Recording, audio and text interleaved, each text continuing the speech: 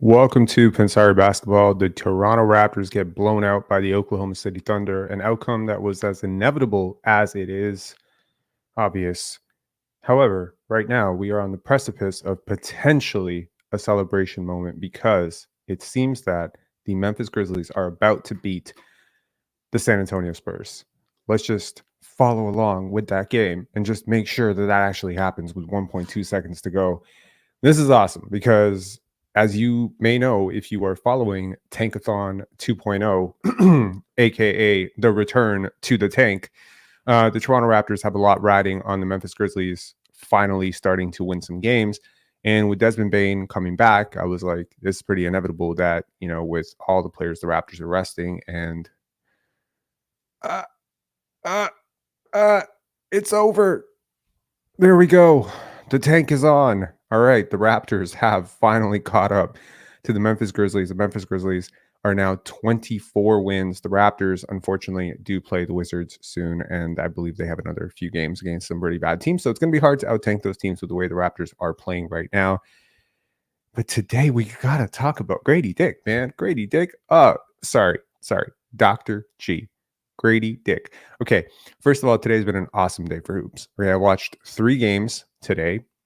Game 1 obviously was LSU Rice, the women's opening round. I think LSU played really sloppy, but I'm a big Flau'jae Johnson fan, big Angel Reese fan, so I was rooting for those guys to get through, and they did. They won, I believe, 70-60.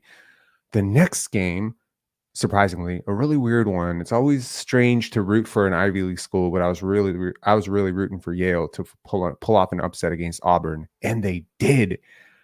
Oh man, that was exciting. And that John Poulikitis is his name. Holy shit, that guy. Give me a W if you watched it, or if you're watching this later, let me know in the comments if you watched that game. That guy's shot making down the stretch and his clutch shooting was incredible. And the poise that they showed, and really on the other end, how little poise Auburn showed was just nuts. So yeah, I'm not saying he's an NBA guy or whatever, but expect to see him in Europe at some point. That dude is, he's on a heater. He's in his 3rd year. Poulikitis in his 3rd year, and he's gotten better every single year. And he probably comes back for a senior year at Yale, and I can't wait to see it. Maybe this is one of those success stories. Maybe this is an Isaiah Joe type, but regardless, a 6'6" guy, and very unlikely that someone from Princeton or Yale or whatever makes the NBA. But hey, Jeremy Lin made it, so who knows? Maybe Poulikitis is the next Jeremy Lin. I thought he was really good. In terms of the Toronto Raptors, we can't talk about this game without talking about Dr. G, Grady Dick. I'm hoping that I just say it enough times that it just catches on, and then he just gets that nickname, Dr. G. Why am I calling him Dr. G? I don't know, man, because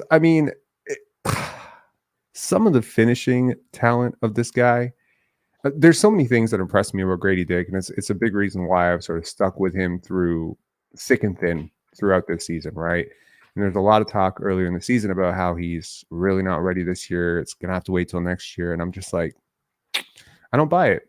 I think he is ready, and again, he's doing things on the basketball court that are so impressive.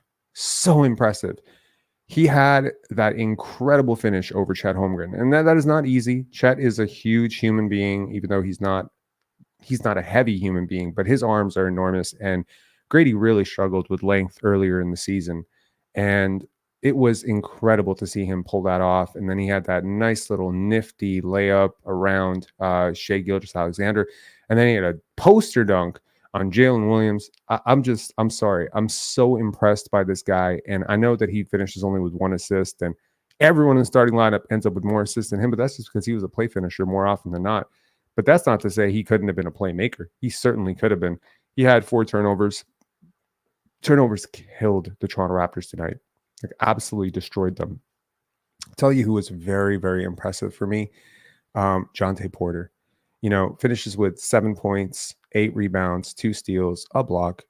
Tell me if you're getting used to seeing Jontay Porter with at least a steal and at least a block in every single game. It's getting quite interesting with him. He is +1. +1 in a game in which you lose by 20 is pretty significant, because I tell you, the minutes that they had Jontay Porter on, he was a constant hub for the team, right? And I know that, Jalen McDaniels, like, I think basically Jalen McDaniels is the tank at this point. Him being on the court was a complete net negative. He bleeds minutes. Like, basically, it's just so often this year that his minutes have coincided with a massive run for the other team. He's just sloppy. He's sloppy and he's ineffective a lot. I know that Jordan Nwora had a 60% shooting game, 21 minutes, 12 points. You might think that he had a good game. I don't think he had a great game. I really don't. I thought the 3 turnovers that he had were very costly. I thought, he sort of stopped the ball a little bit more than I would have liked. Mamadou Gueye, really big block on Cason Wallace, that chase down block. But where are his teammates on that one? I don't know. Javon Freeman-Liberty gets a start, his first start in the NBA ever. And I thought he was pretty good. And like, he was a big part of pushing the pace early on. And I just really liked his game. He didn't overpound the ball. Something interesting that when you're watching so much college basketball is you're listening to different people call it and you're learning new things as you're watching the game, maybe things you haven't thought about in a while. And you really do start to value point guards like Lonzo Ball, right? A lot, right? And even point guards like Scotty Barnes, Jason Kidd, etc. I'm not saying that Javon Freeman-Liberty is in the conversation with those guys, but I'm saying a point guard who is able to get the ball up quickly allows you to attack a not set defense more often than not. And more often than not in the first quarter, where the Raptors did win in the first quarter, they were 35-28. In fact, if not for a couple of missed free throws, I think there was a time when the Raptors had 24 and the Thunder might have had like 12. Let me just check that. Let me just double check that. Hold on. Double, triple, quadruple check. Hold on one sec. So in terms of the game cast here, where were we at? So this was the high point. Toronto Raptors 25, OKC 14. At that point, the Raptors had missed 3 or 4 free throws. Grady Dick went back-to-back brick at the line. It was a chance that you were up 28-14 against the OKC Thunder. Now, of course, first quarter, whatever. It was never in doubt. For me, it was never in doubt that OKC was going to win this game. But last game, I complained that the Raptors did not compete. It felt like the Raptors did not compete. And tonight, it felt like the Raptors did compete. And they competed very hard and very competently. And they played well above their heads against a team that they frankly had no business being even in the same game as, right? The Thunder are very talented. They're more talented across the board. They have players coming off the bench that would probably be the Raptors' first option right now. Gordon Hayward would probably be the best player on the Raptors right now, and he's coming off their bench, right? Isaiah Joe might be leading you in scoring. Cason Wallace will be starting for you. Mike Muscala might be, a rotation guy for you. He might be starting for you. He's playing garbage minutes for them right now, right?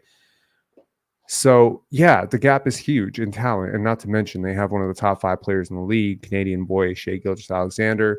Really didn't like the game for Josh Giddey tonight, but I haven't liked very much of anything from Josh Giddey lately. And I really do think that the Thunder will regret holding on to him past the trade deadline, because I'm not seeing those offers getting a hell of a lot better.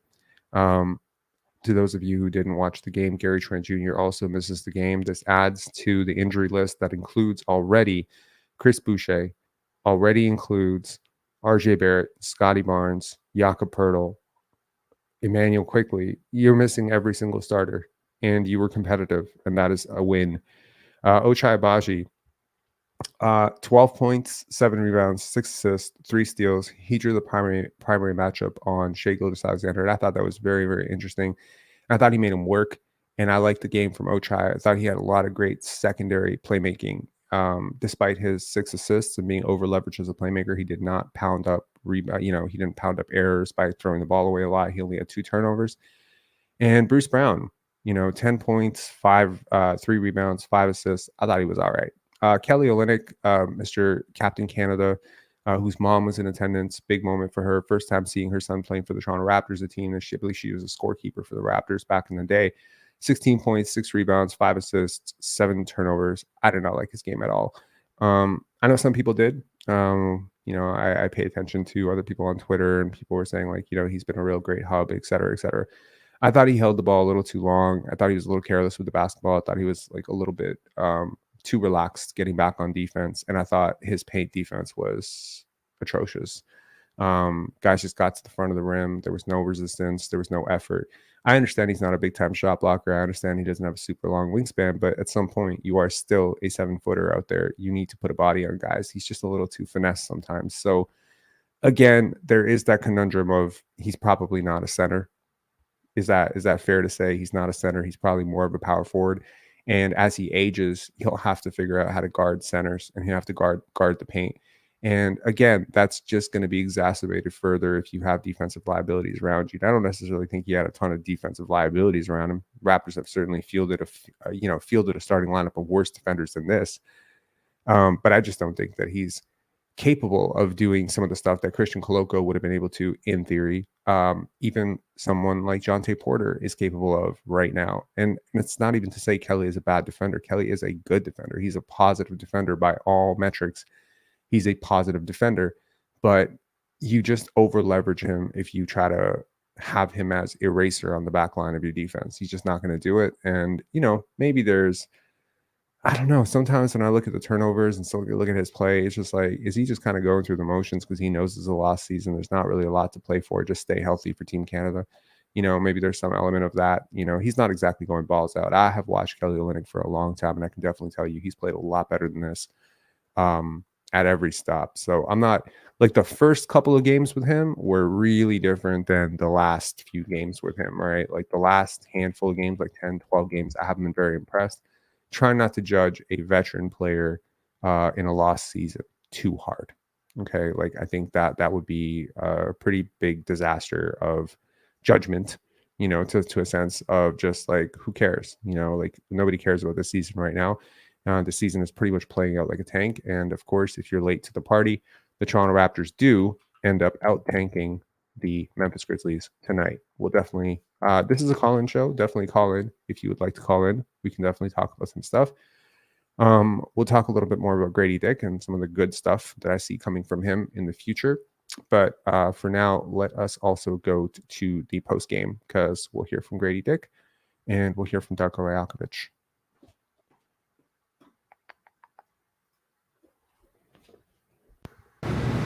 Kind of nice to get in a game like that, to get off to a good start against a really good team. How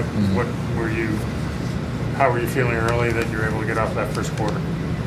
Felt good, just trying to be as consistent as I can and just come in the same way that I always do, whether it be coming off the bench or starting games, and kind of getting first taste of NBA basketball where it's a lot of changes, in lineups.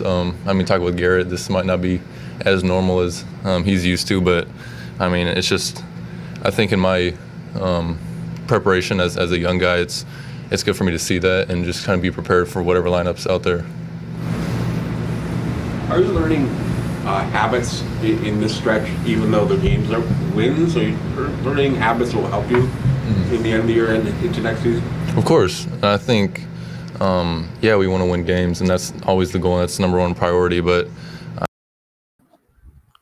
we pause this press conference. We must pause this press conference for a moment just to dissect the question that was asked. I need some fucking pressure put on the Toronto Star, bro. I can't deal with this anymore. Let me repeat the question.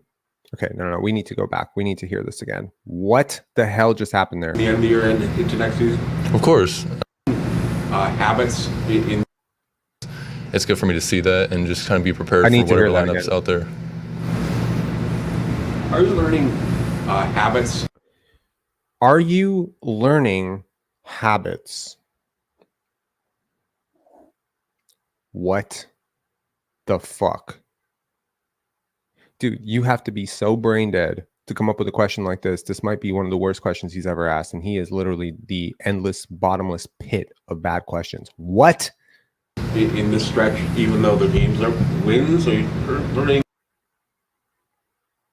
Are you learning habits even though the games are wins?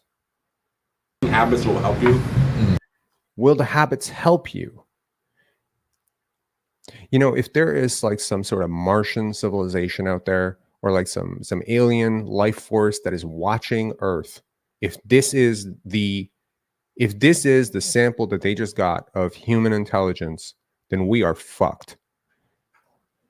In the end of the year and into next season?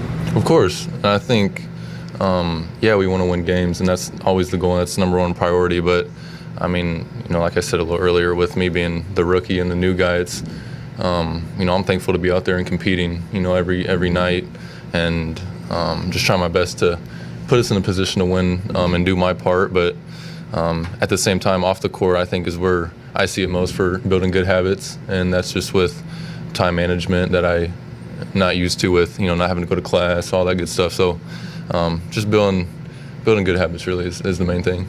Other than the volume of minutes, what seems most different about these minutes that you're getting in these games, where you're obviously missing a bunch of regulars? Like, is it having the ball a bit more? Is it who you're playing against? What feels like the most important experience that you're getting right now? I think just, with those minutes, just getting used to using them, to the fullest I can, I think. And, you see that when, I was coming in earlier when we had, going full strength, and I'd be in there, for little stints. And I think that, taught me a ton, but that just taught me to, don't take it for granted. I'm in for a little more. So it's just one of those things where I can't find myself kind of just being like a daisical, just sitting in the corner or whatnot, just trying to be active and just play my role as best I can and not try to do too much and play out of my role. You mentioned off the court habits and routine. With the minutes up recently, point starters minutes, have you found that you've had to do anything differently in terms of routine, managing your body differently between games?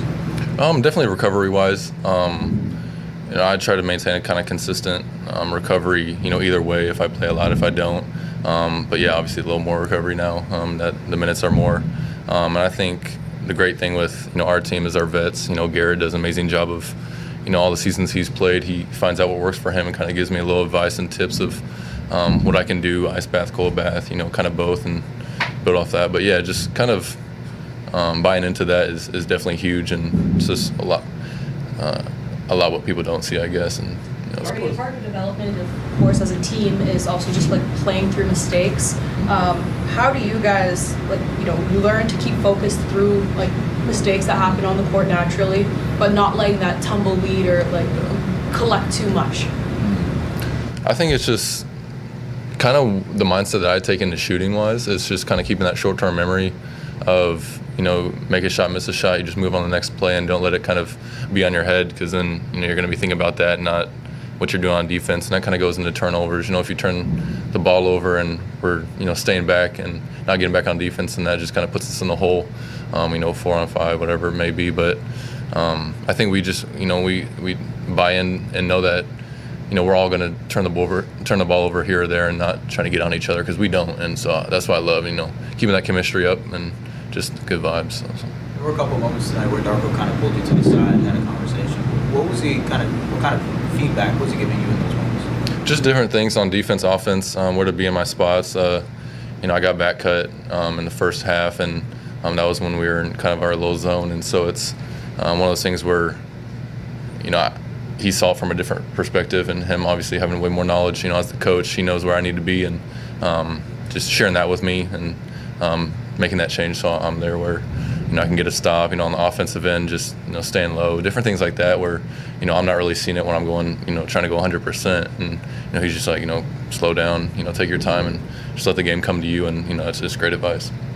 Grady, I know you guys didn't spend a ton of time together in the 905, but you start with Javon tonight like you guys did with the 905. Cool for you guys to be able to run that back and for you to see, another kind of success like that through the 905 system. Of course, I love Javon, so us being out there competing is just kind of a testament to just hard work, paying off, and never giving up really. And it's just one of those things where the season's so long, so you can't just not be determined. You just keep working and let it all play out. All things considered, who you had and who you were playing, you must be pretty pleased with what you got, especially Grady and Kelly look very comfortable. Definitely there was stuff that we did well in a game tonight. I thought for the biggest part of the game, our effort was there. The biggest problem was tonight our 27 turnovers. 27 turnovers that led to 37 points off of that, and it's really hard to play when you constantly are having misadvantage in transition. And but outside of that, I thought that we did a good job, as much as you can do a good job on guarding those guys, and staying in front of Shai Gilgeous, making his shots hard. Offensively, I thought that ball movement was good. Grady, especially first half there, he did a really good job of creating shots for himself and for the team, and team found him. He was knocking down those shots. We as a team gotta do even better job on fighting him when he's open. Are you finding Kelly's ability to score around a rim a bonus, something you're discovering as he's playing more? Yes, in the paint? yes. Tonight, OKC went with a small lineup. They were switching a lot, 1 through 5. That's why Kelly found a lot of opportunities around the rim. He's been working a lot on those finishes and angles that he can get when he's playing around the rim. So it's going to be continued work with him. That 27 turnovers, is that just the lack of familiarity with some of the guys on the floor, or not having your usual primary ball handlers? It's combination of those things for sure. Some of those things came just over dribbling the ball. Some of those came actually from good plays, from trying to connect with teammates, and we just did not make the right read when it was too much crowd in the paint, and somebody was open for a simple pass outside the 3-point line. You and Mark kind of seem to be chatting quite a bit at the end there. What were you guys? Anything you guys in particular you guys were talking about at the end of the game? Just friendly talk. How's Garrett feeling after 18 minutes? I'm sure he's feeling good. I thought that he did a good job tonight. He was a great voice for our guys in the huddles, helped us with organization there, offensively and defensively. I thought that he did well tonight. Mark was talking pregame about the seeds that they were planting in OKC years ago when they weren't winning a ton of games in the offense, the cutting and stuff like that. Do you feel like you guys are planting the seeds of an offense that hopefully will bear fruit in a few years? For sure, that's that's not the typical and usual way of playing, with a lot of cutting and moving and passing, and we're planting seeds and growing our players into those roles. It was really nice to see Javon, who is a product of our 905 program, and running the same system this year, that he was able to create some of those opportunities and layups coming off the cuts and out of the offense. So it's definitely one of the seeds that we're planting now and to grow. Yes. Oh, it's Gary now. Videos and subscribe for more. Oh, okay. We're gonna get Gary for sure. That's that's not the typical and usual way of playing, with a lot of cutting and moving and passing. Sorry. And we're planting seeds and growing our players into those roles. It was really nice to see Javon, who is a product of our 905 program, and running the same system this year, that he was able to create some of those opportunities and layups coming off the cuts and out of the offense. So it's definitely one of the seeds that we're planting now and to grow. Thanks for watching the Toronto Raptors YouTube channel. Yay. Check out our latest videos and subscribe for more. Please just assume that they mean subscribe to Pensar Basketball for this, for the purposes of this. But I am just thankful that tonight. Okay, here are the things that I'm thankful for in order. Number one, that Doug Smith only asked that question and not a follow-up question. That's the first thing I'm thankful for. Slow-mo, you take an L for that take for sure. Number two, I am thankful that I no longer have to dodge the grenade that is Jalen McDaniels scaring me every single time this friggin' thing ends with his subscribe for more. I cannot imagine a worse emblem for what has gone right for the Raptors this year than Jalen McDaniels, unless, of course, you brought some Malachi Flynn shit back. And the third thing I'm thankful for is that Gradey Dick was a Toronto Raptor on draft night, and the Raptors did not listen to me and draft Jordan Hawkins. Okay, I want to say this very clearly. Gradey Dick is fucking awesome. Jeez, he's so good. Dude, okay, I watch basketball for 22, 23, 24, 25. Wow, I'm old. Shit, I'm old. I've been watching basketball for almost 30 years now. That is a crazy thought to just reconcile with. But yes, I have been watching basketball very passionately for almost 30 years. And I'll tell you that there's a few patterns that do hold true. You know, guys start hanging their heads when the season gets lost. Guys, you know, start to exhibit some pretty bad body language when their team is down big. Guys stop moving. They start trotting back on defense. You know, something that I will tell you about Grady Dick that I have noticed throughout the season, that I have never seen him quit ever. Even early on when everything was super fast for him and he wasn't really in Koopa saying, why are you higher on Grady than Hawkins now? Because unlike people that I do not respect, I change my mind. When evidence is presented to me, I change my mind. And I am very high on Grady Dick right now. Like, to the point where, I mean, I would seriously be debating if I had, you know, the 7th or 8th overall pick in the 2023 NBA draft, I would be looking at him very hard. That's not to say anything about anybody else. There have been a lot of really good players taken in this draft. I'll give you a few that have really stuck out to me. Victor Wembanyama, obviously. Brandon Miller, who I was also pretty low on. I had him 6th. I think I'm wrong. He's been very good. Bilal Coulibaly, I'm loving the potential. His athletic potential, defensive upside is everything that I thought it would be. Cason Wallace has been awesome. Derek Lively's been great. Asar Thompson. Here's a fun Asar Thompson, as well as a kind of drive-by attack on Cade Cunningham. Everyone wants to talk about Detroit being so bad because Cade doesn't have help. Here's a fun fact for you. And here's something to really put in your fucking pipe and smoke it. Cade Cunningham has played over 4,000 minutes, 4,300, 4,400 minutes in his entire career. In those 4,400 minutes, he has a grand total of 1.2 win shares. And you might say, well, the Pistons have been bad, Rob. Well, guess what? Asar Thompson has 1.7 this year, and he plays on the same team. And he's played on the worst version of those teams in the past 3 years. So, yeah, Asar Thompson's pretty damn good. I love Asar. Scoot has not impressed. You are right. Slow-mo, Scoot has not impressed, and I was very high on him. And I will say hold out, because I do think that he will become a much better player than he's shown this year. I think he cares way too much about basketball to be as bad as he's been. It's a pretty messy situation in Portland right now, but that has not stopped Toumani Camara, another player that I'm very high on, just in terms of his activity and his gravity. I remain very high on Jordan Hawkins. I think he's great. I have really liked some of the stuff that I've seen from him. Anthony Black, I know he really has struggled with the jumper, but he has also been good in spurts. Top 4 pick, will he live up to it? I don't know. Jaime Jaquez, incredible, just incredible. Older rookie, but still just a very serviceable role player. And at worst case, I think he'll be like a 4th or 5th starter on a really good team at some point. I thought he was good. I think he's really good. Brandon Pachimski, really good. Trace Jackson Davis, really good. There have been a lot of really good players in the last year's draft. Makes me kind of sad that the Raptors didn't have a 2nd round pick.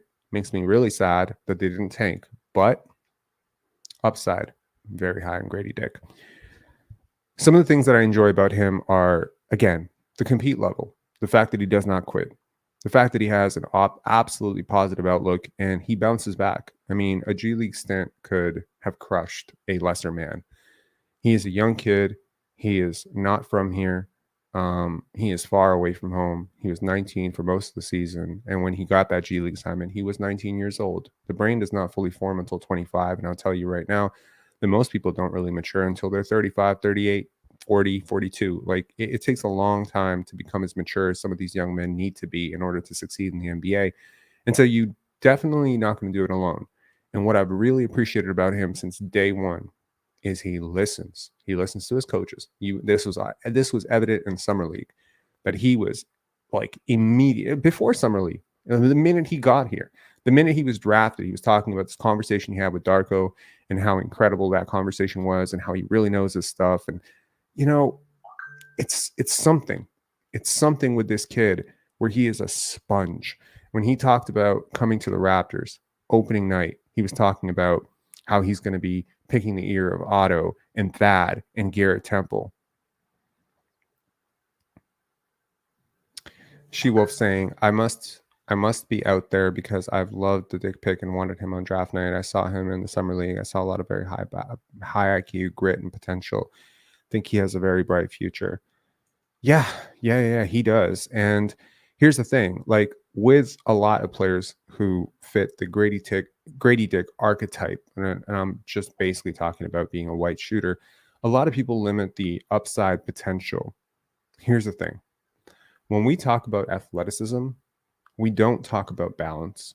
We don't talk about hand-eye coordination. We don't talk about the things that really functionally make an athlete good on the basketball court. Do you think Shai Gilgeous-Alexander is some super athlete? He is not.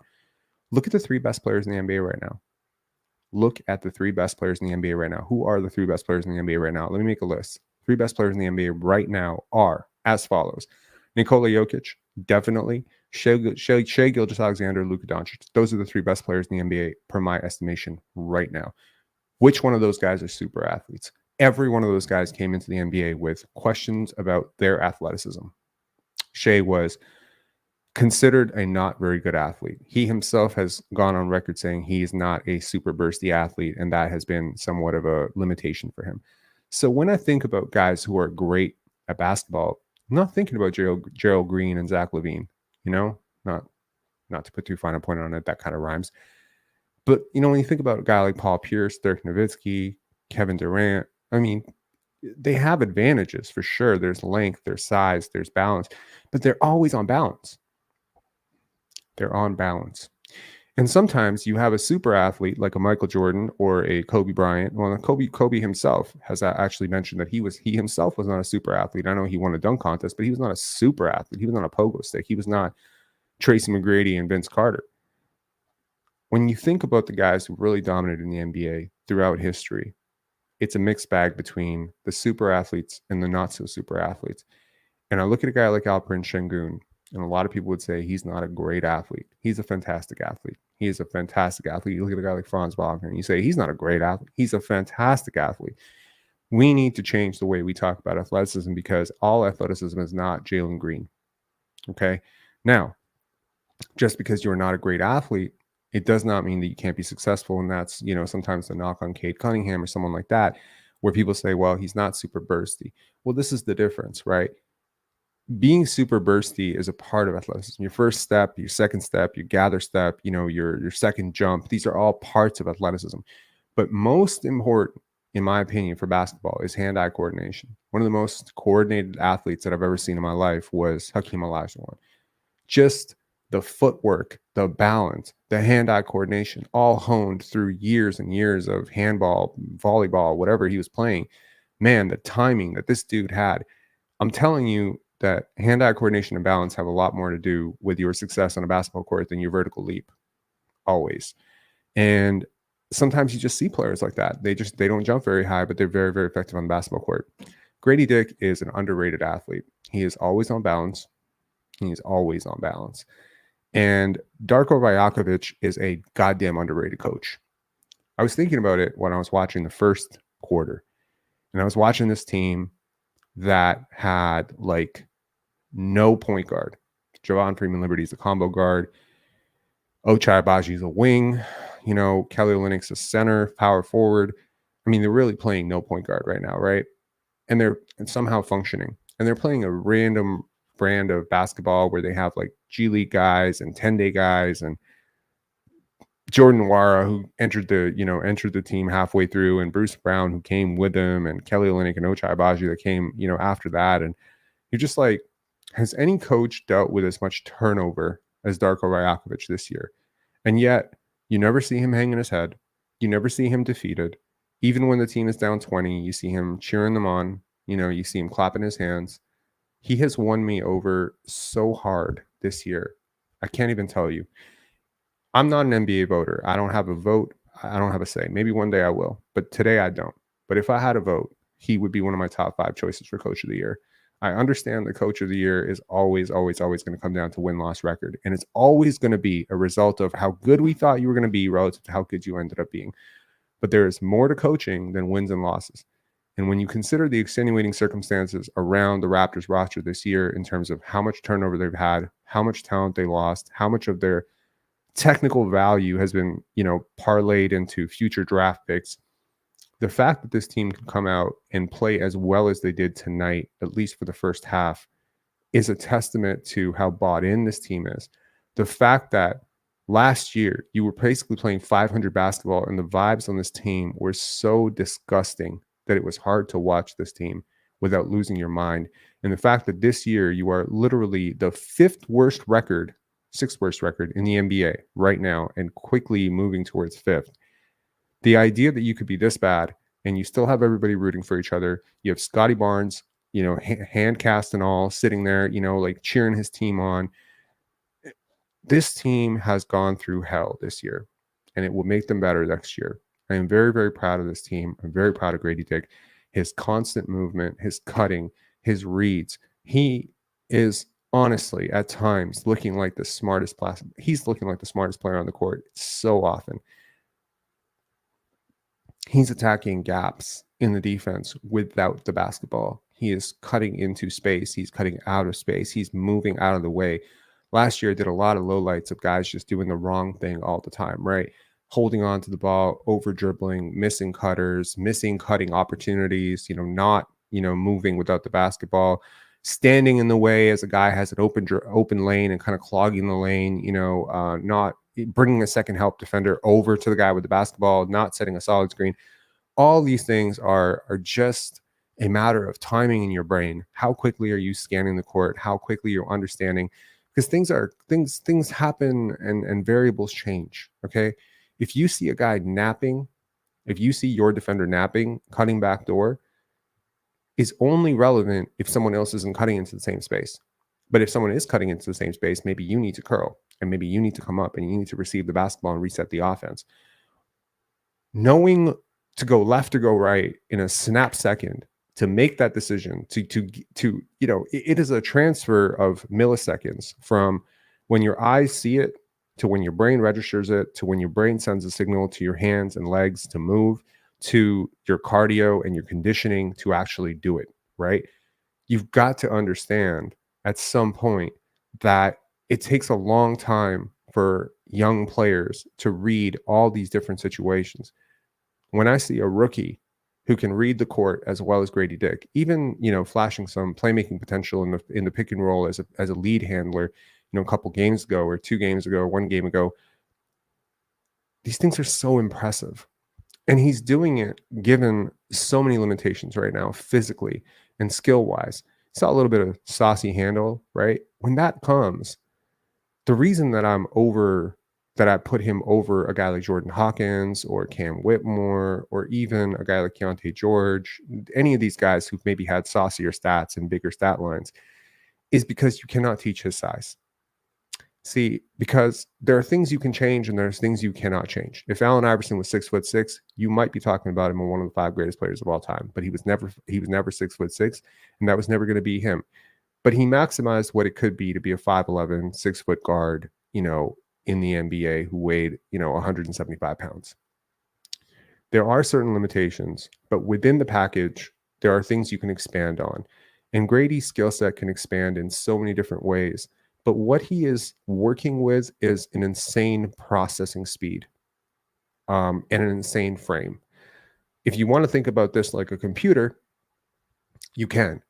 You can think of it like, I don't know a hell of a lot about computers, and that is going to become very evident to anyone who listens to this, but I'll do my best. I was thinking about buying a new computer. I was debating between the Mac Pro, the 2019 Mac Pro, the 2023 Mac Pro, or the Mac Studio. Apple introduced this chip called the M2 chip. And I was just looking at like future proofing. And I was like, what are the things I can change and what are the things I cannot change? I can change the RAM. I can upgrade the RAM. I can upgrade the SSD. But I'm not going to be very easily able to upgrade the processor. And I'm not going to very easily be able to upgrade the cores and the threads. So currently right now buying a 12-core or 16-core processor when 10 years from now, or not 10 years from now, 4 years from now, 32 cores or 28 cores is going to be the standard minimum for things you need to run your applications. It's going to be really hard to upgrade. That's what I mean. Grady Dick has as many cores in terms of processing speed and, division of tasks as you can imagine. There are things he's able to do, like even the task of going up and trying to score on Chet Holmgren. You have to shelter the ball from the help defender coming at you. Not only that, you have to also manage to not get blocked by this behemoth of a human being who has a 7'6" wingspan. Also, you have to draw the contact and still retain the sight line to be able to make that shot. And you have to know when to go and when not to go. And you have to know that if something changes, that you have a pass and where those passes are. This is why college players struggle so hard in the NBA, because the speed is so quick.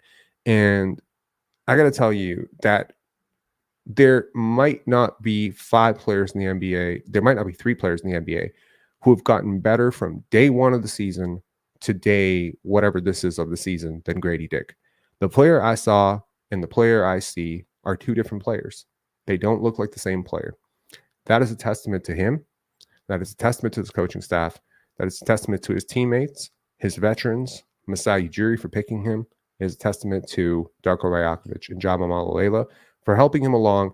It is, of course, a testament to Garrett Temple, Thaddeus Young, Otto Porter, Scotty Barnes, anyone who has helped him, Jakob Bertel, anyone who has helped him along the way. It is a testament to his previous coaches who taught him the game so incredibly well.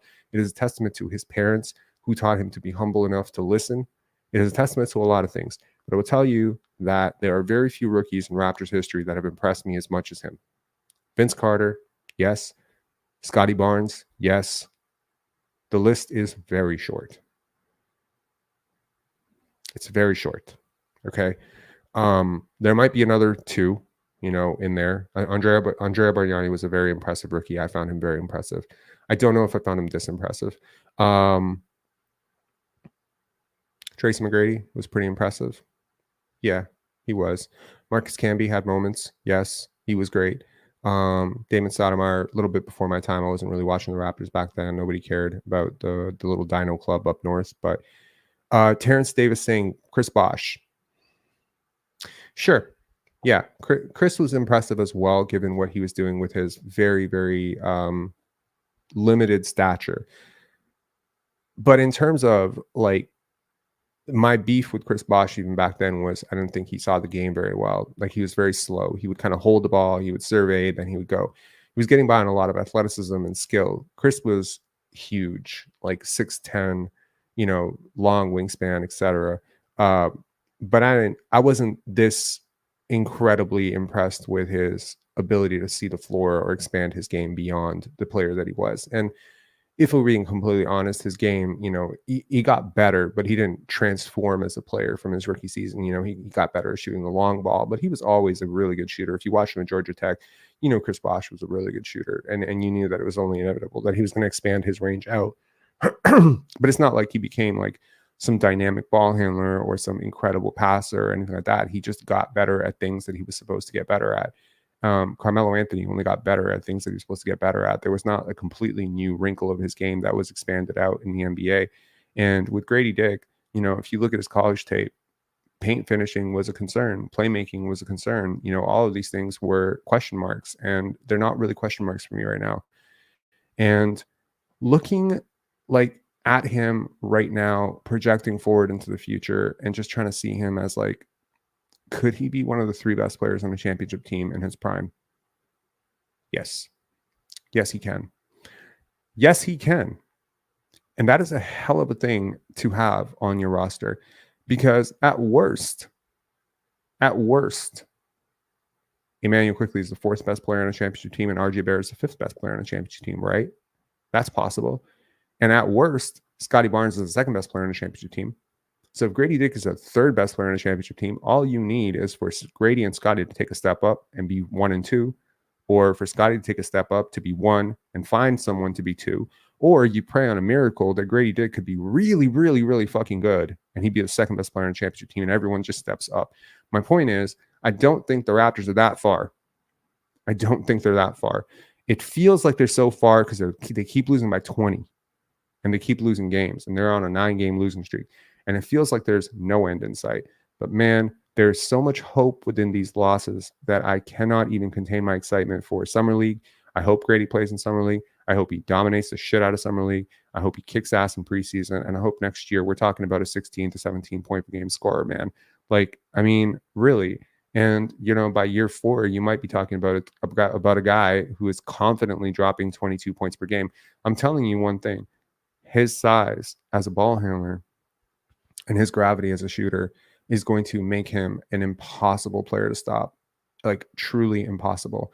When he speeds up his release, when he gets stronger, when he starts taking a little bit more contact on these finishes, you are going to see a player who, as a prospect, is pretty in line with a Franz Wagner. And that is high praise, because I think Franz Wagner is one of the best young players in the NBA. I see him as that level of prospect. I don't think he's as good as Franz Wagner yet. He's not as big as Franz Wagner, all that stuff. And I know I'm comparing him to another random white guy. But to all the people who kind of saw him as a Corey Kispert type, please relax. He is a lot better right now than Corey Kispert and, you know, a lot of other players that he was compared to. I do see the maximum level upside into impact into the Klay Thompson conversation. And that might seem like a hyperbole to some people who watch Klay play. And, you know, I'm telling you, man, this guy has like actual all-star potential. If he makes 2 to 3 all-star teams in his career, I will not be surprised one bit. If he makes more than that, I'll be very pleasantly surprised. But if he doesn't make an all-star team, consider me very shocked. I can't glow anymore about this guy. I can't glaze anymore on him. Like, he's just really good. He's a really good young player.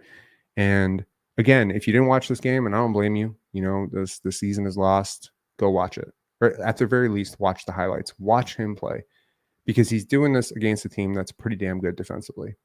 Okay? That has a lot of lengthy defenders that are considerably older, considerably longer, considerably faster, and considerably better than him right now. Jalen Williams is a good defender. Chet Holmgren is a good defender. Okay? Cason Wallace is a good defender. Like, you got a lot of real elite talent there. But the thing that separates a guy like Shai Gilgeous-Alexander from a guy like Terrence Mann or Norman Powell necessarily, you know, in terms of like athletic, whatever. I don't know why I use those guys as random examples. I probably shouldn't have. It's just processing speed. You know, I was talking about Malik Monk yesterday on the panel on the Player's Choice, and I got into a whole debate about it. And I've had a lot of time to think about my take on Malik Monk. I love Malik Monk. Did you guys watch the game against Sacramento where he just literally came in and changed the entire complexion of the game? Do you know how he's doing it? Simple. It's a simple equation. With Malik, he can shoot. The threat to shoot opens up the drive. He can drive, and he's an electric finisher in the paint. The threat to finish creates space. He can do the pull-up. He's an unstoppable scorer. Now, because he's unstoppable as a scorer, the amount of gravity he draws, he's also a great passer. Do you know that Malik Monk, per the numbers, per the analytics, is the number one guy in terms of assists per game off of drives in the NBA? Let me say that again. Malik Monk gets more assists off of drives in the NBA than Luka Doncic, Shai Gilgeous-Alexander, Nikola Jokic, Tyrese Halliburton. He gets more assists per game off of drives than anybody in the NBA. He plays 26 minutes a game. The per 100 numbers, he's lapping people. People sleep on this because he's a sixth man and he plays in Sacramento. But the truth is, basketball is a very simple game. The game is gravity. Grady Dick has insane gravity. His shooting unlocks his passing. Guys get too close, he drives past them. The finishing is going to unlock the pull-up. Because now that he can finish, you have to come up. You have to drop. Like, you have to drop against him. Like, because he can finish over like a defender, you have to bring a second defender. Now you see the passing game and you see the pull-up game. When he figures out 3 things for Grady Dick to figure out. Number 1, defense. Like, just get better defensively. Just pull water defensively. No one's expecting him to become a great defender. But if he can just be an average defender, competent team defender, he tries really hard. That's a really good thing. And he has good potential as a rebounder. He has decent standing reach. He's going to be okay as a rebounder. Okay. Number 1 thing, get better on the rebounding. Number 2, develop an elite pull-up jumper. He's going to get one for sure. There's no chance in hell that he does not develop that part of his game at least. So that one step inside the arc when they run you off the line when that option goes away, boom, 2 steps in, step to the side, pull up. That thing. The third thing, get stronger. The passing is already very good. It will get better with time. It doesn't need to get drastically better for him to be an all-star. Take those 3 things, and you're talking about a bigger Tyler Hero with better defense.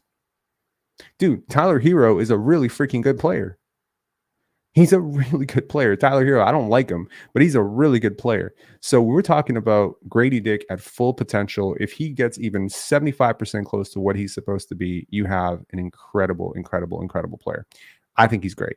Let's bring on Lil John for a final conversation of the day. Lil John, what's going on, man? How you doing, man? I'm good. How are you? I'm good, man. No, first of all, tonight was like the best Raptors game to me. Top 3 Raptors game of the season. That's how impressed I was. That's good. 34 assists by a bunch of guys who don't even know each other. Like I was looking at, aren't you so much happier with the philosophy of passing and like allowing turnovers and the bullshit Nick Nurse was doing, the low turnover game, to try to rig the possession, the rigged possession bullshit. Wasn't I completely agree. To your point tonight, the Raptors got out rebounded by 10, but they out assisted the Thunder, who are pretty big on assists themselves and movement, 34-27. Yeah, it just came down to turnovers, man. You don't have turnovers, you probably win this game. You lost this game entirely on turnovers. The points off of turnovers gap was 21 points. You lost this game by 20. So you don't turn the ball over. This is like a nail biter down the stretch. 27 is insane. Like if it was 18, it's like a nail biter. But that just shows you that these guys don't know each other. But it also shows you some of the like that high split, high post stuff that they were doing. Like they were getting baskets over and over and over. Like it actually made me think: is Jakob like? I know Jakob could pass, but is he like? Do you have a ceiling if he's going to be the guy on your team, if he's the one going to be doing it? Like, is there a ceiling on that? Because he can't pass like Jokic, he can't pass like Olynyk. Nobody can pass like Jokic. You say he can't pass like Olynyk? You think he passes as well as Olynyk? I think he passes really well. I think he's a really good passer. I think the Olynyk at center, like the passes he's making out of the high post, it's making the offense a lot. I actually kind of think if Scotty didn't get hurt, like I'm wondering some of the offensive numbers they'd be putting up right now. Well, here's the thing. The reason that Olynyk is a better passer than Jakob is not because he's a better passer. It's just because guys are guarding him. Exactly. So like with Kelly, his defender is out of the paint guarding him at 22 feet. So he's already pulled one player out of the play. So if a player cuts, he's not cutting into a clogged paint. Kelly's ability to pull the defender out is similar to Jonte's ability to pull the defender out. Obviously, when you're thinking about future, like if the Raptors are competitive in 2 years, Jakob Poeltl will be a backup center on this team for sure. Yeah, absolutely. It's good. It's not even a question. But I don't think Kelly Olynyk is going to be the starting center. So maybe that's a position that you address this offseason. But yes, playmaking from the center spot is like a huge, huge thing for me. Yeah, because that's all the Darko system is. It's Jonte's coming in doing the same thing.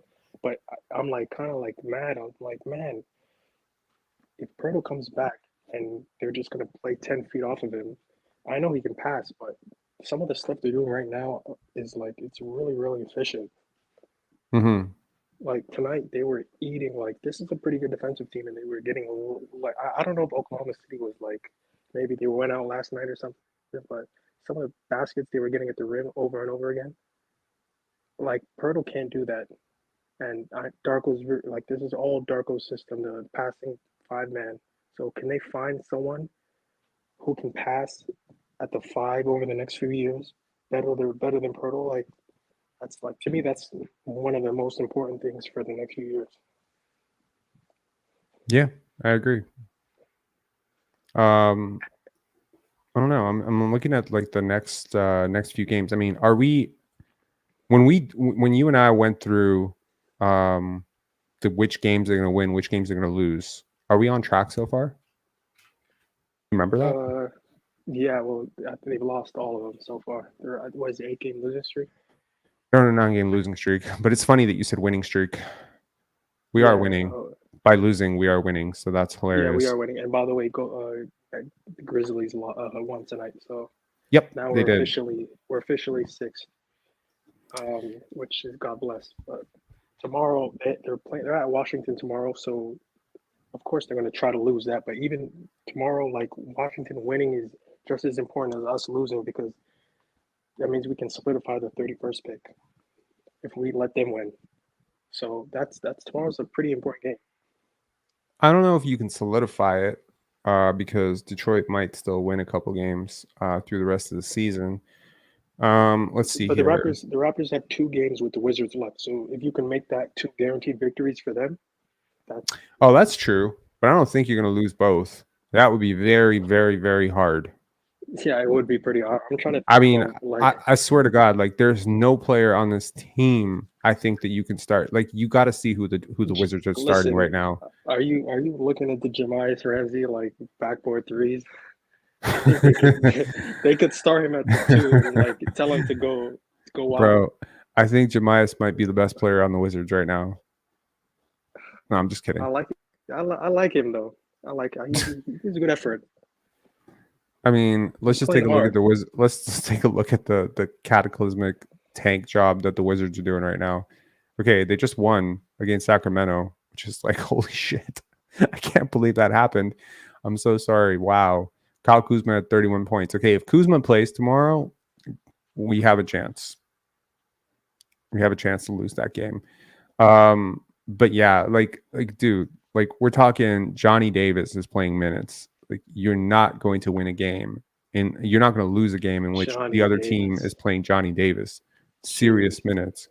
Let's see here. Where is he? Oh, Johnny Davis has moved back to the bench. Congratulations. Thank God for that. So you got Jordan Poole, Denny Avdia, Corey Kispert, aka, the original Grady Dick, according to some people, Rashawn Holmes, and Kyle Kuzma. Okay, so Rashawn Holmes is going to beast against the Raptors. They have no interior defense. If they play this exact lineup tomorrow, we will lose because Denny Avdia is better, in my opinion, than any player the Raptors are playing right now, straight up. And Kyle Kuzma is as well. Yeah, man, Denny Avdia is amazing. He's a really good player.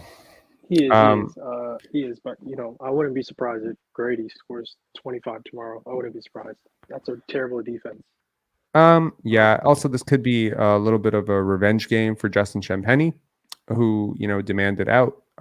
It could be a really interesting game for Jared Butler. I don't know. Like, by the way, we're grasping at straws here. Did you see Westbrook is back already, like next week? Cool. They need him. And him and Scotty got hurt on the same night. I don't know if you remember. They did, but they may not have had the exact same injury. And I don't think he had surgery, did he? He did have surgery, but I think one is like the 5th metacarpal, the other one is like the 2nd or something. So it is a little different. Scotty's was the 3rd. Yeah. It's his middle finger. It's a little different. So, I'm wondering if Scotty actually could return. I know there's no point and they're not going to let him return, but I'm wondering if he actually could. I mean, here's the funny thing. The reason that tanking is going to be so hard is because I'll tell you right now, if Scotty is, back, like if he can come back, he would want to come back. And given how much the Raptors are prioritizing, development and all that shit, like there's at least a chance that they would let him. Obviously, bigger context in play here. A high lottery pick would be very useful this year. And yeah, I have this feeling like, I mean, let's be real. If Grady Dick had not worked out at all, and if Emmanuel Quickley was not flashing, upside and potential, and we didn't have cap space, and I really even thought in a million years that we could be even worse next year, maybe I would be pushing for us to not tank because I wouldn't want to give up the same pick next year, or I wouldn't want to be in the same situation next year. I'm so solidly convinced that with Scotty and with Darko having a full training camp with this team, it's all Darko. And with Grady's improvement and with RJ's improvement and with Emmanuel Quickley's improvement and cap space being properly utilized, I am just very optimistic that there's no chance in hell the Raptors finish with fewer than 36 wins next year. And again, the upside on this could be as high as 42 to 43. And who knows? Who knows? If they add OG in the offseason, shit, it could be 47. So I'm just like, there's guys who impact winning, and then there's guys that fans think impact winning. There's things that create winning, and then there's things that people think impact winning. And I'm just like looking at this purely from the analytical, point of view of basketball. And I'm just like, the Raptors have a system that is consistently designed to win basketball games. Like earlier in the season when I checked, their looks, like the looks that they were generating in the half court, full court, transition, whatever, were the best looks in the NBA. They were generating the best shot quality in the NBA across the board. That's all system. And that was when the system was just 45 games in. Yeah, I seen a stat today that they're third right now, like on quality shot. Yeah, well, I mean, quality of shots are going to be hard to generate when Jamius Ramsey and Javon Freeman-Liberty are initiating your offense. But Jamias Ramsey, my bad. But what I will say is being top 3 in shot quality, given you are bottom 3 in talent, is a testament to how good your system would be with elite finishers. And again, they've played everybody above their head. Everybody on this team has played above their head for years. They've played above their heads. Now, here's something funny. I was on the Player's Choice yesterday, 2 days ago on the panel, or it was yesterday? It was yesterday, I believe. And they ranked Fred VanVleet as a 2-star guard. 2-star. Point guard? No, guards. Guards in the NBA, they ranked him as a 2-star. The definition out of 5. So the 5-star was you could be the best player on a championship team. A 4-star was you could be one of the 3 best players on a championship team. Sorry, 4 stars was you could be one of the 3 best players on a championship team. 3-star was you'd be a definitive key contributing starter on a championship team. Think Aaron Gordon. 2-star was you'd be a rotation player on a championship team off the bench. Wow. And a 1-star was you would be a fringe rotation player, and 0-star was you'd be not in the rotation at all. They ranked him as a 2-star, which means these guys didn't think Fred VanVleet could start on a championship team. But last year, Fred VanVleet told you he was one of the top 50 players in the NBA, and the list was way shorter in his mind. So that's what I'm saying.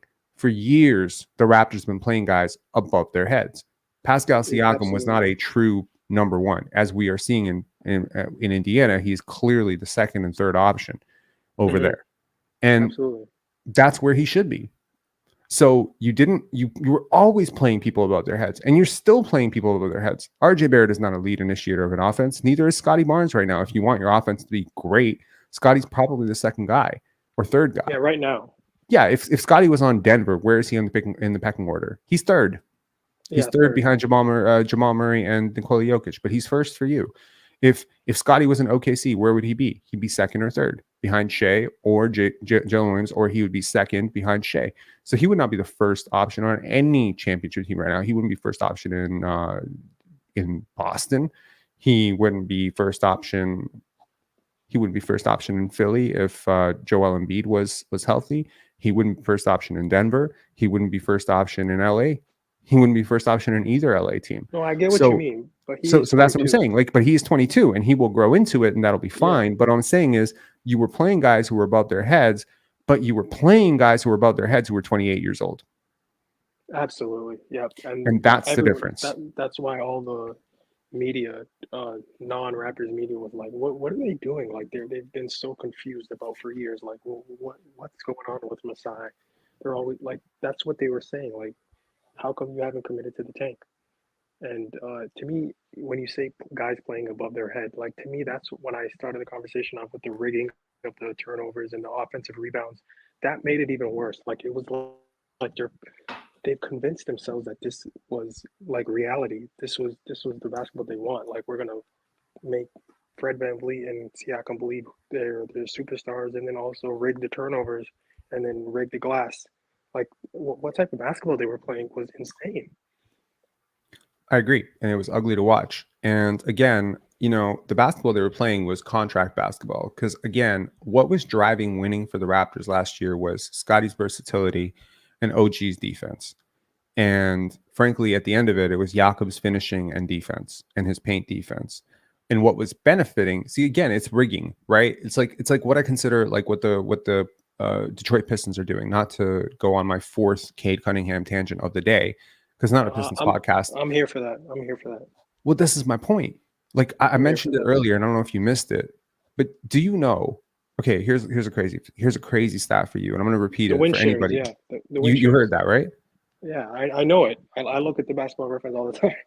Well, that's my point. It's just like, how are we selling, like, the marketing machine behind stars and what is a star?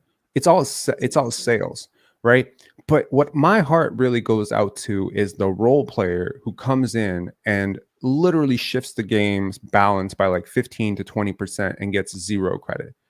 There are players out there that get blamed for every single loss and ignored in every single win.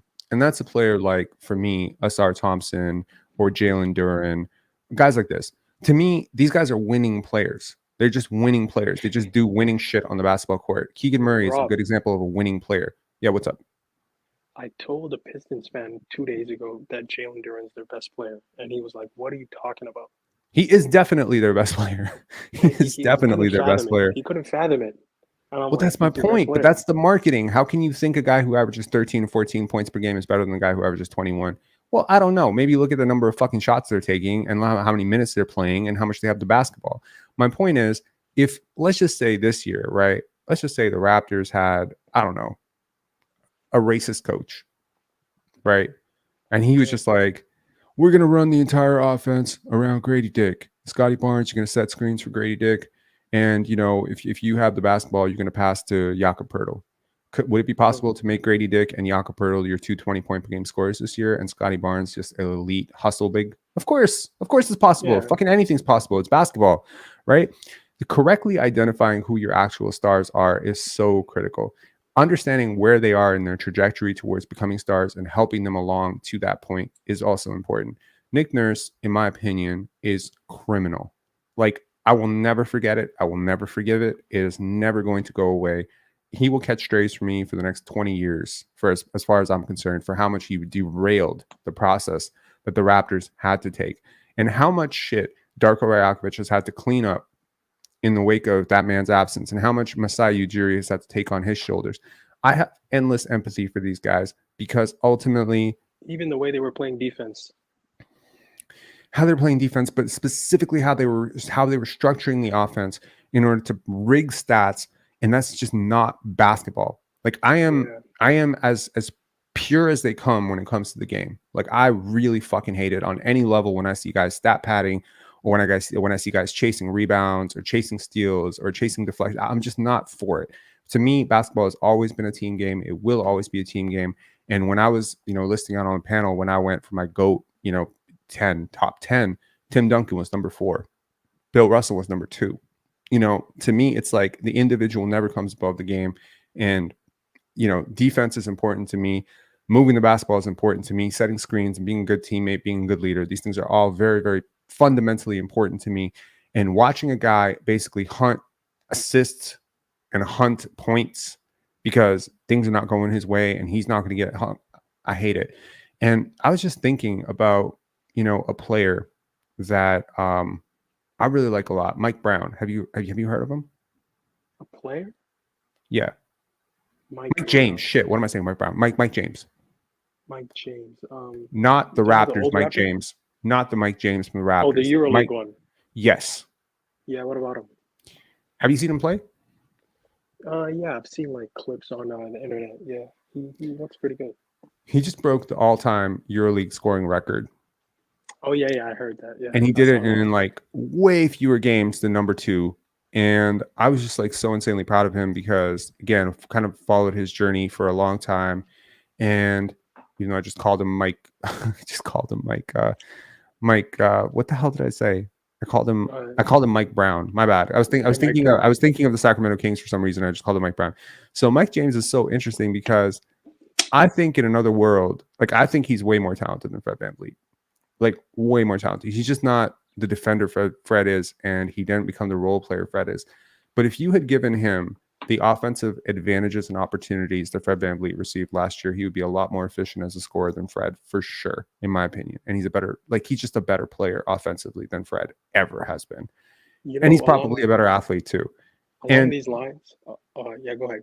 Sorry. Yeah, so what I was saying was, and he never even got a shot in the NBA. Like the one shot he really got was in Brooklyn for a little bit to be a backup guard because he was boys with KD. But I think about it and I'm like, man, Fred VanVleet, if another team had taken you on in the undrafted heap, they probably never promote you over DeLon Wright, ever. You probably never even make the roster because you're an undersized guy who had a ton of limitations. And I mean, granted, he worked for this shit, but the way that he kind of just did shit on his way out for me was so foul. And then leaving the Raptors the way that he did it for chasing money, it's like, fine, I'm happy he left. But the way that the Raptors have taken the mudslinging for it back, that to me is like, I will never cheer for him.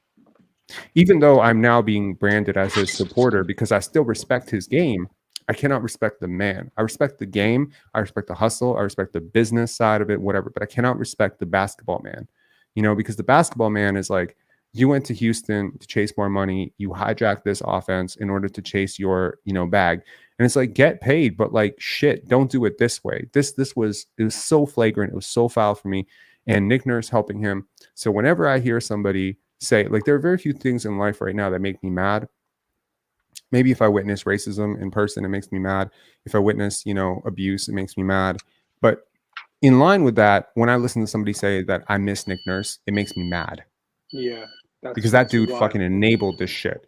So it's like, yeah, it's a very annoying thing for me. And then people can't see past the wins and losses because, again, I was explaining this to my girlfriend yesterday, which was that we must reorient ourselves as a civilization to think in terms of good and bad instead of better and worse. The process, right? No, it's a comparison thing, So for instance, the example I gave to my girlfriend was this.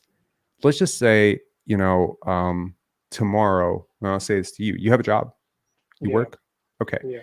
You like your job? It's all right. Okay. It's all right, but it pays the bills. Yeah. Right? Okay. So let's just say tomorrow, touch wood, I hope this does not happen, but let's just say tomorrow at 9 p.m., your boss is going to call you and tell you you're fired. And let's just say because of the state of the economy, you're not going to find work for a year. Sounds like a pretty shit deal, right? Sounds like a pretty bad day, probably a day you're going to think about for a really long time. But let's just say at 8:30, you get a call from a doctor, and the doctor says you have a brain tumor, Lil John, and you have 2 weeks to live. Does the call at 9 o'clock even fucking matter anymore? No, it doesn't. Yeah, it doesn't. But here's the crazy thing, though. Let's just say both calls happen, and at 9:20, after you've received both these calls, the doctor calls you back and says, my bad, there's been a mistake. You don't have a brain tumor. You're going to be fine. Best day of your fucking life. It's the best day of your life. And that's the point. It is relative. It's relative to what you're comparing it against. It was the worst day of your life, but now you found out the thing that really made it the worst day of your life. And guess what? Now you're not thinking about losing your job. Who cares? You have your life. That's my point. People only know how to compare things, right? Like one to the next. They can't think of things in a vacuum and just say, okay, in theory, the process here is really great. Or maybe if you do need to compare, maybe you're comparing the wrong things. If you're comparing wins and losses this year versus last year, you're crazy. You're completely crazy because the amount of turnover this year, disruption to chemistry, the implementation of a completely new system, the lack of continuity. Continuity is a huge thing when it comes to winning and losing in the NBA. The Raptors had endless continuity last year. They brought back 13 players.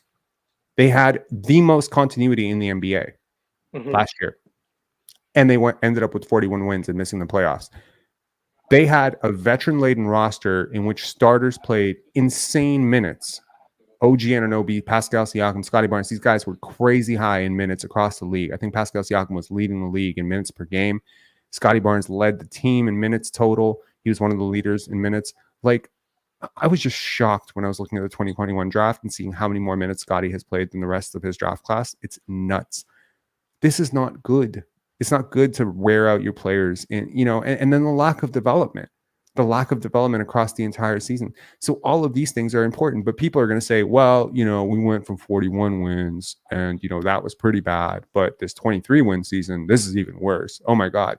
We went from 6 blowouts to 12 blowouts. This is bad. It's like, bro, you start Javon Freeman Liberty and see how many blowouts you have, right? And that's not shade to Javon. I love Javon. He's not a starting player in the NBA. You know, when we were talking about 0-star, 1-star, 2-star, whatever, Javon is a 0-star. Definitively. He's not playing ever on a championship team this year. Kelly is probably a 1-star. Kelly is probably a 1-star. Olynyk, he's probably a 1-star. Kelly is a 1 or 2-star. Let's just hold on. Let's just actually explore this 1 second. So given the context of what I just said, 1 second here. By the way, I'm with you on the Van Vliet front, but I would probably put him at a 3 or a 2.5, 3. Well, that's the thing. I didn't put him at 2-star. Yeah, I'll put him at 3 firmly. And again, yeah. I keep saying I'm his biggest hater, and I am. I don't like Fred VanVleet, but I'm not an idiot. I'm 100% with you. I'm 100% with you. Like you're calling the bullshit out, but we can all agree he can absolutely be a starter on a team on a championship 100%. team. If he's starting in the Denver Nuggets, the Nuggets are still winning a championship. If you start Fred VanVleet, you can put him in the KCP role, and that's what I said. That's exactly what I said plausible. on the show. If Fred VanVleet, Jamal Murray, Michael Porter Jr., Aaron Gordon, and Nikola Jokic are starters, you could win a championship easily. Yeah, if Fred VanVleet is starting in place of, okay, let's say Fred. Okay, here's the starting lineup: Fred VanVleet, James Harden, Paul George, Kawhi Leonard, Ivica Zubac. Is that a championship team? Yes, of course it is. Or Mike Conley. Or start him in place of Mike Conley. Shit. Like, exactly. And he would be a key contributor on those teams. Like, that's just crazy to me that you don't think Fred VanVleet could start on a championship team. He's a fucking all-star. Or he was an all-star. Okay, here's the list. Okay, Kelly Olynyk. How many stars? You said 1 star? 1. Okay, I would go to say I think he's a 2-star. Yeah, he's flirting at 1, 2. Yeah, Bruce Brown? Bruce Brown? Bruce probably a 2 as well.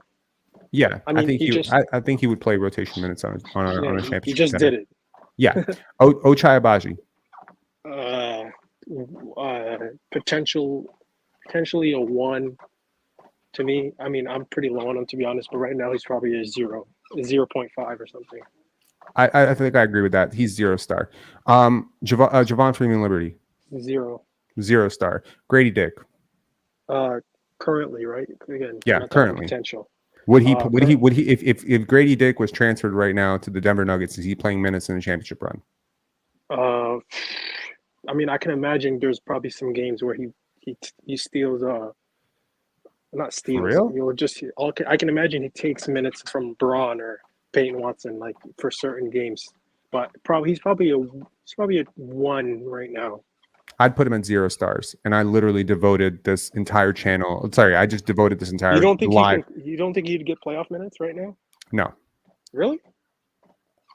I'm not really that high on him, but like, you don't think he would get hot a couple games?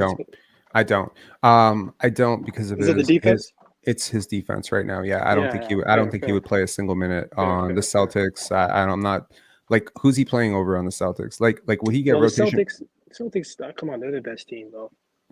Okay. I mean, their depth is pretty shaky as well, but their depth is shaky, but it's not like he's playing significant minutes. Like, okay, I'll go 0.5 stars on him. Like, I could see a team out there that zero's tough. It's not shade. I mean, obviously, I project him eventually as a 3-star player. Yeah, I do, right. and he could go as high in a very optimistic situation as a 4-star. In a very optimistic, he'd be 3 or 4-star. But right now, as a rookie, he's not playing on a championship contender for me, because like, I mean, look at just consider the talent in the NBA. Like, think about a team like the Clippers, right? Is he playing over Norman Powell? No, he's not. No. I mean, he's not a key rotation player. So he's definitely not a 2-star. He might be a fringe rotation player. So I think 1-star, 0-star. I don't think there's any wrong answer. Jalen McDaniels, I think we'll both agree he's a 0-star, right? Yeah. Mamadou Gay, 0-star. Garrett Temple, 0-star. Jordan Nwora, 1-star. 0. 0. Okay, I'll go as high as 1. I think he could be a fringe rotation player on a championship team. He probably wouldn't be playing the role that he's playing right now. Jonte Porter. Maybe 1.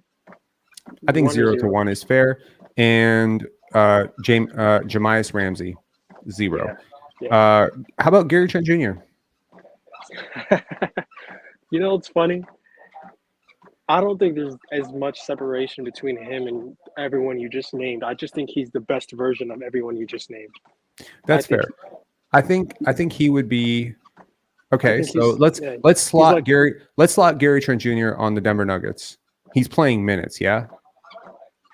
I don't know, man. Like, I think he'd play. They don't really need him though. Like, if he's on, okay. Like, I think about contenders. I think about Denver. I think about. Okay, would he play in Sacramento? Sacramento's not a contender, but would he play in Sacramento? So would he play over Chris Duarte? Yeah, I was about to say Duarte. Yeah, he could take his minutes, sure. Okay, so you would play him and Monk together off the bench? Yeah, I guess. Yeah, so I think he's a 1-star. I was gonna say he's like probably the best one in the entire NBA. Exactly. Like, he might be 99th percentile one. Correct. What about RJ Barrett? How many stars? So you said the definition of 2. What is 2? Like two is a two is a key rotation piece on a championship team. Like a Bruce Brown, right? Last year, like last year's Bruce Brown, like Robert Horry on the Lakers, like Ray Allen for the Miami Heat, like a key rotation player. Again, we're not talking potentials. We're talking about right now. He's probably honestly a 2. I agree. Yeah. Emmanuel quickly. Again, better version than RJ, so he's also a 2 right now. Scotty Barnes. He's a 3 right now, a strong 3. Because I think he can contribute to winning. I think. Okay, so here's a question. If and again, the definition of a 4-star is one of the top 3 players on a championship team. Okay. So if Scotty Barnes, 4 was top 3. Yeah. Oh, I think he's 4. I was thinking. I've been thinking about this recently. I was like, can he be the 3rd best player on a championship team right now? And I'm like, yeah, I think he can. Yeah, he can because he's better than Michael Porter Jr. And if he went to Denver, he'd be the 3rd best player, or he might be the 2nd best player actually. Jamal Murray offensively, but he would offer so much defensively that he would replace Aaron Gordon. He would be their 2nd best player. Yeah, per absolutely. analytics, and they would be a championship team. So yeah, Scotty's a 4-star right now for me. So Scotty being a 4-star, and then Jakob Poeltl. Jakob would probably be so 3 is 3 is a key starter on a championship team. When I say key starter, I don't mean a token starter. I don't mean like so thing with Jakob Aaron Gordon. The thing with Jakob is if he shot like 75% from the free throw line, I'd be all in him. Can you imagine him in a playoff series, like the 4th quarter, tie game, 8 minutes left? How do you feel confident with him on the court? Yeah, that's true. So, but I think he has like 3 level impact. But again, he's probably one of the best 2s in the NBA. Mm-hmm. Just the free throws is just a little scary. Like, I don't know. Yeah. I really like Jakob. What do you think? I think he's a 2. I think he's a 2-star as well. Yeah, I think Jakob's a 2-star. So what do we get to? We got Emmanuel quickly as a 2-star. Yeah, we have nothing but 2s basically. We have nothing but 2s except for Scotty, and and right now in this game we basically had nothing but 1s. So and 1s and 0s. So yeah, and when I look at a team like I don't know the OKC Thunder, I'm seeing a lot of 4s and 5s and 3s and 2s across the board, right? Like Cason Wallace would be a key rotation player on a championship team, no problem. What about Lu Dort? You think Lu Dort's a 3? I think, yeah, man. No, he's probably flirting between. He's like between 2 and 3. Yeah. Like he's great defensively. Like I put Jalen Suggs as a 3 in my listing. Yeah, I think the Suggs other day. is better. I think Suggs is better than him. Yeah, bro, Suggs is like he's the most important player on the Magic. I was watching him yesterday, and I think Franz is better than him. To be honest, I think it's no, Franz. he's better than. But I think he's in the new Marcus Smart. Like he's absolutely all the way down to the flopping. He's the new Marcus Smart. He's been great. Yeah, you know what I really appreciate about this channel and generally this community for the most part, now that I've pretty much banned half the trolls, is that people are willing to change their minds, right? Like this channel led a pretty aggressive like Jalen Suggs sucks, rhetoric. I'd love to have him. I would love to have him. And again, last year when things changed, we changed, and I really kind of appreciate that about the fact that we can be forward thinking and change our minds about things as things develop, and I think that's a sensible way to be. Anyways, man, any final thoughts? Okay, so I wanted to go ask you a question just about things changing. What are your thoughts on, because we're both low on Cade. Are you walking somewhere? Yeah, sorry, I'm on the treadmill. Can you hear that? Okay. I can hear everything. Yeah, I've heard every step for the last 4,000 steps. Sorry, man. I got too comfortable. What are your thoughts on? Do you think Jalen Green is better than Cade? Because I'm at the point where I'm like, I'd rather have him as an asset. I do. I didn't before. I do now. The reason I think that is because Jalen Green, as a shooter and as a scorer, serves that sixth man role. I mean, neither one of them are like, where are they as stars? I think they're both two stars as well, right? But where I see Jalen Green being the more impressive is just his electric athleticism and his shot making is is so elite, and his downhill gravity, and like he's been really good over the last few weeks. And again, I haven't been very pro Jalen Green at all. But he's turned a corner, and he's contributing to winning in a substantial way. I was very upset to see that interaction between him and DeMar. Was it last night or the night before? Yeah, that was weird. Yeah, that was weird. But think about this, Rob. One fan base wants to give one of them a max, and the other one hates the other. One fan base thinks Cade deserves a max, and is calling him their best player when he's not. And then the other fan base wants to drive into the airport until the past 2 weeks where they're like, oh, now they're kind of back in, right? Even though they know deep down they probably there's probably some hesitation, but it's just kind of funny. Like one guy they probably would have traded 100%, and now it's kind of like maybe they were going to bring him back, which I actually think is the wrong thing. I think they should trade him. I actually think maybe would you put him? Would you trade the sixth pick for him? Jalen Green? Six is, I don't know about the sixth, but would you trade the Indiana 2026 pick and the 15th pick this year for him? Because I would. No. You wouldn't? No, I wouldn't. Because I'm pretty interested in him because you could get him on a pretty nice contract next year.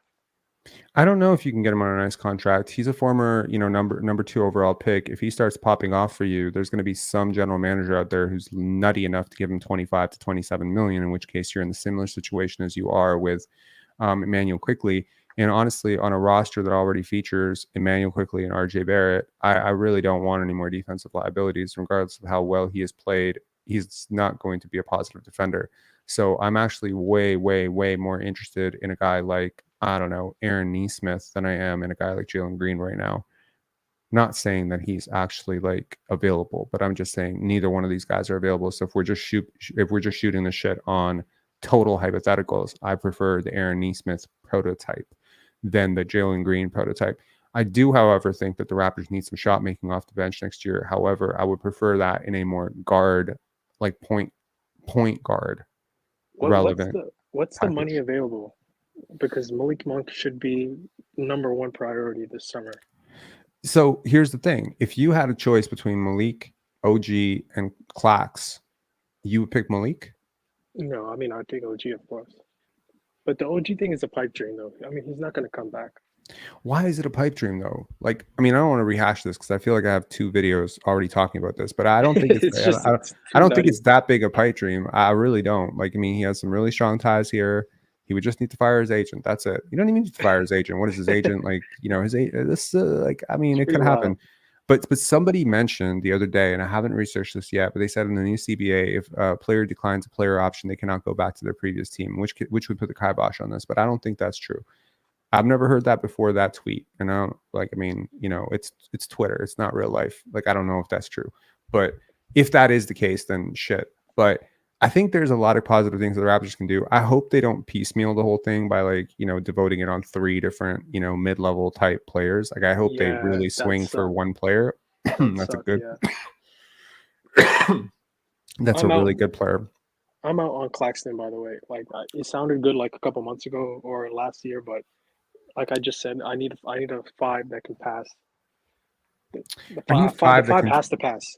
I mean, I need a 5 who can finish. You know, at some point, like it's great to have a guy who can play make from that position. But I I don't think know, if man. you have it in Kelly or Yak, right? Like, so let's just say next year And the then Scotty. Raptors, you have it in Scotty, you have a budding playmaker in RJ. I think he has hit or miss moments. You have a playmaker in Grady. You have a playmaker in Emmanuel Quickly. Playmaking has been the one attribute that has gotten better across the board for most of the team.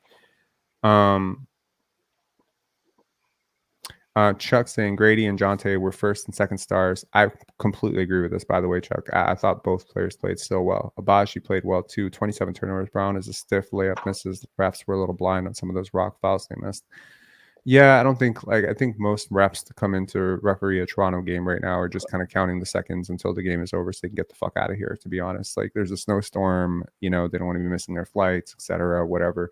And By the probably way, there's just not a lot invested in like, you know, a team that is clearly trying to lose games. by the way, Rob, yeah, by the way, I agree with that. There's just that Kings game, like if you're a ref, it's just like, come on, let's get this over with. But where do you think Scotty ranks as a player in the NBA right now?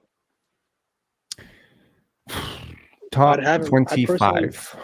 I'd have him between like, wait, where'd you have him? Top 25. You think I was way higher on him earlier in the season. He fell off a little bit. The shooting fell off. I know. I was as high as top 15 on him earlier in the season. I was like top 15, top 20, and then now I'm like top 25. But I comfortably believe that he'd be a top 15 player next year. Like I expect him to be a top 15. Like basically at this point, if Scotty Barnes comes out next season and he's not a top 15 player, I will be disappointed as hell. Yeah, but I thought he was playing like a top 20, top 15 player for the first 6-7 weeks. Bro, but he was I don't first think, 6-7 weeks he was playing like a top 10 player. Yeah, but it's a difference between how you're playing and like how like if you're actually a top 25 player. You know what I mean?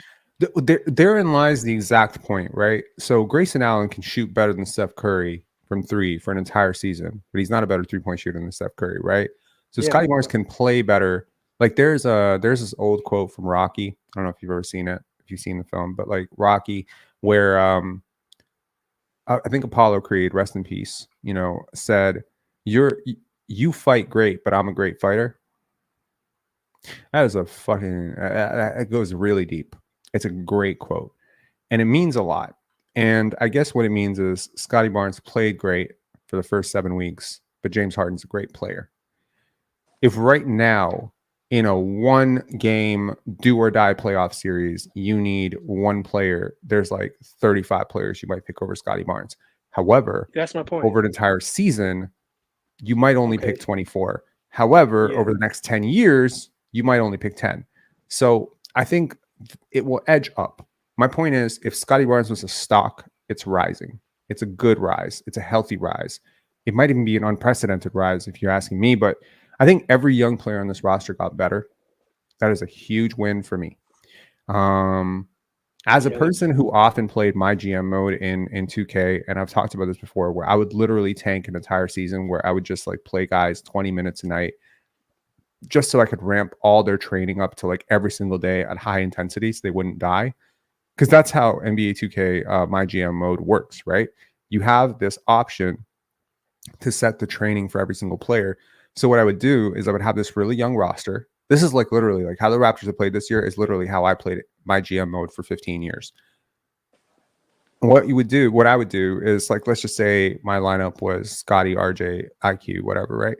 I'd play IQ 22 minutes a night, Scotty 24 minutes a night, RJ 22 minutes a night, Jakob 20 minutes a night. And then that entire season, I would just work. I would just put Jakob on like speed. Like, so I'd boost all the speed up, like so that he could become a faster player next year. I'd put vertical maybe, or layup, or post finishing, or rebounding, or shot blocking, something. I'd put that all the way up so that he would just become that much better at that thing, because I can make him a specialist. With Scotty, I would put everything up. Like I would put everything at 75. Like everything would be balanced. It would be like the most balanced training regimen, and I would put him at high intensity every single day. However, the problem is if you put a player at high intensity training every single day, but you also play them 35 minutes, they're going to get injured. because as the durability goes down, down, down, down, down, as fatigue goes up, up, up, and then next thing you know, you get a notification on 2K, Scotty Barnes has been injured for 6 months, and you're like, fuck. So that was always the gap that I was trying to thread, is how much does a player need to play versus how much do they need to train? And I was always building with 3 years in mind. And after a couple of years, I would have a dynasty every time. I don't know if 2K is just too easy to play, but basically, if I play NBA 2K my GM mode, in 2 years, I will have a team that's going to win 8 straight championships because I just devoted everything to draft picks and development. And that's just how I think. I think about that. So there are teams out there that do one half of that, where they devote everything to draft picks. They'll trade stars for like 4 future draft picks, but then they don't know shit how to do anything with those draft picks. They don't scout well, or maybe they do scout well and they do draft well and they do trade for the draft picks, but they don't know how to develop. They don't have the patience to develop those players. They don't have the runs. They don't have the roster. They don't have the system. They're drafting players into a system that they do not fit, in which they are not optimized. They're drafting players into a position where they don't actually have opportunity, which is the subject of the live I did this morning. So I think that all of this stuff has to go into place. The Raptors right now under Darko Rajakovic are operating exactly, almost exactly, like 90% exactly how I would operate an NBA team. So I'm very happy. Whether it's right or wrong, we'll see. But I am in agreement with 90% of the decisions that have taken place this year. The only thing I could say is everything that happened should have happened much sooner. That's it. Yeah. To close, you're right. Like, really, the only thing you can say is the Raptors got everything they wanted this season, and I think it's just set in so early with how good Scotty was. People kind of like forgot about it. Like, everything we could have wanted, we got, and now. Yeah, like, we got everything we wanted. Now it's kind of the part where everyone's kind of disappointed because they're thinking about what should have happened 2 years ago. Yeah, and that's really what the malaise and kind of the feeling around the fan well, base it's like the is. conversation I had last live or 2 lives ago with SGE, which was like, are you committed to misery right now? Because if you're committed to misery, there's a lot to be sad about. But if you want to be happy with where the Raptors are right now, there's also a lot to be happy about. Also, there's something to be unhappy about, which is the Pacers are currently up on the Golden State Warriors right now. Yeah, I checked that out. Wait, was that the guy who said the Hornets had a better future? Yes. 2 years running. Yeah. I mean, I don't know. Brandon Miller might end up popping off in a way that I'm just not expecting, but I don't think I'll take LaMelo and Brandon Miller over Scotty Barnes at all. Anyways, all right, man. Thanks a lot for calling in. As always, peace. All right, man. Thank you. Bye. Yeah, see you, man. 66 signs YT with the $2 super chat. I appreciate you, bro. Thank you so much for this. Yeah, man. I'm feeling good. I don't know if you guys can tell. Lives, I'm going to say like a week and a half to 2 weeks ago, I felt like I was going through these in like a very let's get it over with kind of fashion. And I think that was sort of showing in the energy that I had coming into it. I was very underslept. I was working, whatever. But as I've been working through a lot of shit, over the last few days, I've been working through, fixing the environment, getting some stuff done that I've been putting off for a while. I've been feeling better and better and better. I do have an announcement to make for any of you who are into great films. I have an offer. On April 17th, Pendance Film Festival is screening, a free screening for Canada Film Day. So if you're a big Canadian patriot, definitely come on out. Link and all the ticket sales and all that information will be available next week. We're screening 2 films. One is a short film called Delphine, a beautiful film, in my opinion, one of the greatest Canadian films of all time. The second is a film called I Killed My Mother. It was the debut feature of Xavier Dolan, one of the greatest Canadian directors ever. And he was 18 when he made this film, and it was an incredible film. Those 2 films are going to be screening for free on Canada Film Day. It is an awesome screening, 9:30. Come on out. I think it's going to be downtown Toronto. We haven't figured out exactly where it's going to be yet, but details on that will be available next week. So if you missed Pendance, this is a chance to, I don't know, come out for one night for a 1.5 hour screening downtown Toronto and just, watch some great films. These films are awesome. They're films both of these films, I think, are 2 of the greatest Canadian films of all time. And I think you're going to think about them for a very long time. So anyways, peace, guys. Have a great one. Hit subscribe on your way out if you don't mind. And like the video. That would be great. Grim Reaper saying, if Scotty gets a top 15 in 4th year, where is Ant. Can Scotty reach top 10 next year? A lot of people are talking about Anthony Edwards as the face of the league. I think Scotty Barnes even said, Anthony Edwards might be the face of the league.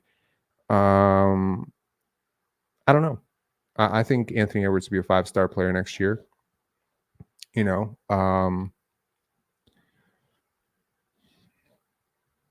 don't know.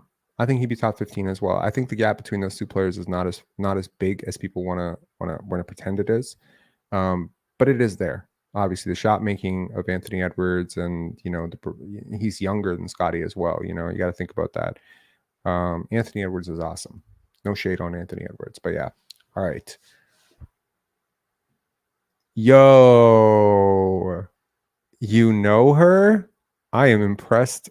I am impressed beyond my wildest dreams. All right, Nick Laugh, you better come out, man. That's awesome. Damn. I'm impressed. Please consider me impressed. The fact that the director's last name for Delphine is actually quite fucking impressive. All right, man. Peace. Take care. Take care, guys.